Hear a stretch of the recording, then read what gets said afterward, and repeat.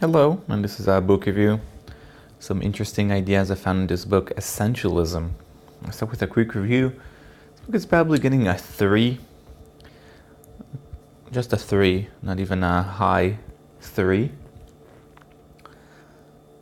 Since it has some interesting ideas. I like the length of the book. No bullshit, right? Straight to the point.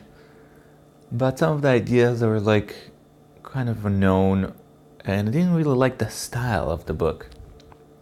So some of the ideas I found as helpful, but the other ones were like maybe a little bit patronizing, or some of them were like known already to me at least. So couldn't find as this book as very beneficial.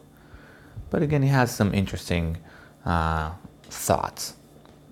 Let's see the notes. The first one is essentialism is less but better. That's the main idea of essentialism. You do less, but you do it better. To be an essentialist, we follow 3 steps: explore, eliminate, execute. So you explore your options, you eliminate what you don't want, and you execute on which one you decided you want. We must choose and make trade-offs. If not, we will end up with default rather than choosing. So if we don't make trade-offs, we will end up with the default and not what we chose. And the default is not necessarily good. Essentialists explore many options before committing, but when they decide, they go. So it's not contemplating and not exploring. So essentialists do explore, but before committing, but when they do decide on something, they go with everything they have. We need 90% threshold before deciding on something. Above 90 in, below 90 out. So, or you can take a different number, but you need to decide that under or above this threshold, you either you do or you don't do. You can decide. But I think 90%, he said like 90% is the best one. But you can take any different number. It does not necessarily matter. But when you decide on this is going in and this is going out, 90% importance or any other threshold you decided to implement. One of the reasons we hate to say no is that back in the days you would want to be a part of the group. That's why you don't like to say no. You need to be a part of the group, and the group is usually not liking the idea when you say no. Saying no to someone doesn't mean you reject the person. You just reject his offer. Sometimes we say, oh, we don't want to say no to someone because it means that we're rejecting him or her, rejecting them. But it's not necessarily true. It's not necessarily we reject the person, we reject the idea, not the person. An essentialist doesn't fall for the sunk cost fallacy, you just opt out. Sunk cost fallacy is like when you invested too much, you don't say, oh, I invested too much, I better just keep on going. But essentialists just opt out, even though when they say it's like, oh, I invested a lot already, they just opt out anyway. Zero-based budget is to start every year from zero budget in order to eliminate the status quo bias. The status quo bias is like keep whatever we have already.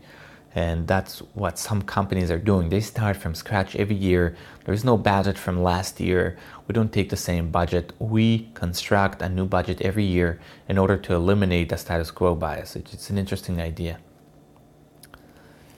An essentialist create a buffer zone in order to prevent close calls and prepare for unexpected consequences. I don't know, consequences or occurrences. So essentialists create a buffer zone. So some kind of a cushion in order to prevent close calls. You have to have some cushion. It's some kind of preparing for unexpected occasions. We tend to think that things will be shorter than they are. Things tend to be more accurate if it's anonymously, as social pressure plays a role. So we tend to think usually that things will be shorter than they actually take. Usually it's work. Oh no, it's just gonna take 15 minutes, or it's just gonna take an hour, but usually it's like, oh no, it's like 40 minutes, or it's like 3 hours. But things tend to be more accurate if it's anonymous. So if people can say like how much do you think it is, it's better. Apparently social pressure plays a role, which social pressure in this case will be when someone asks you, oh, how long it's going to take, you don't want to say it's going to be 3 hours. You prefer saying, oh, it's just an hour. Or you prefer it's not going to be 45 minutes. No, it's just 15 minutes, 10 minutes things. But when you really can say, when it's anonymous, you say the truth. Putting the slowest boy at the front of the group helped maintain constant pace. Finding what's stopping the slowest to advance faster is the right way to solve this problem. So putting the slowest boy at the front, it was like I think it was like Boy Scouts, and you have pacing problems. So putting the slowest at the front means that everyone will walk at the same pace. I really like that solution. It's a great solution. And then finding what's stopping, and the next step is finding what's stopping that person, the slowest person, to advance faster. Why does he walk slower than everyone else? Is the right way to solve the problem, because when you understand why, everyone can go faster, because that person is going the slowest, and this is the pace of everyone right now. So if you make them go faster, everyone will go faster. It's an interesting way to think of the problem. Giving kids tokens that could be exchanged for TV time reduced watching time and headaches that are associated with it. So this is what he implemented in his house. There is tokens for watching TV, and he said it's completely, but almost completely eliminated the headaches that are associated with watching time, how much you watched and when to watch and all that. And it's also reduced it altogether, because I think you can exchange them for something else if you don't watch TV. I forgot exactly how that works. Well, that's an interesting way to think about it. And that's the last one. And essentialists live in the moment and not worry about the future or the past. They do whatever there is right now and not thinking about what happened or what will happen. They do what they need right now. I'm thinking of starting doing kind of a new thing, is like choose my favorite quote or my favorite idea in every book.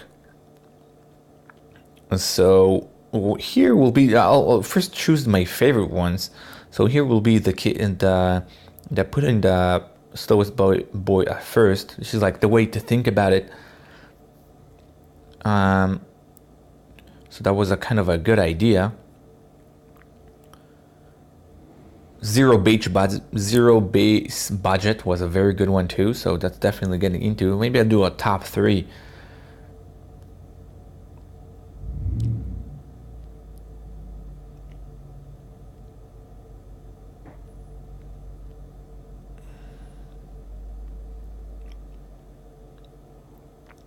This is kind of a good idea, but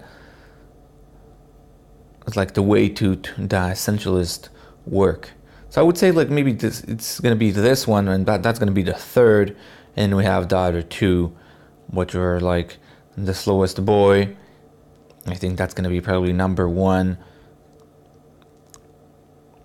and then the zero base. Maybe the zero base is number 1, but those 3 are my best ideas from this book. And again, it's a 3. There are some good ideas, but you see I didn't have that many notes. Usually the number of the notes means how good was the book. And again, it's recommended, but it's kind of short, so it's like, depends for what type of people. I guess I have already implemented some essentialist ideas, so some of them were just obvious for me. So it depends for who. But overall, yeah, that's a 3, and thank you.